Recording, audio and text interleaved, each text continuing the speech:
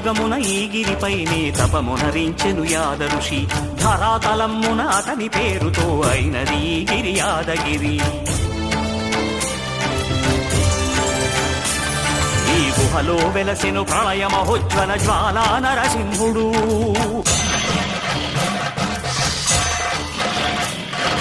భక్తాభీష్టములన్నీ తీర్చే లక్ష్మీ నరసింహుడు.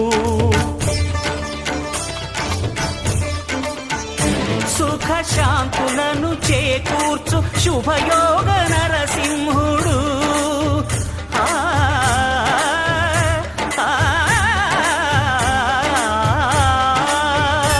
సుఖ శాంతులను చేకూర్చు శుభయోగ నరసింహుడు. నమో నమః నమో నమః నమస్తే.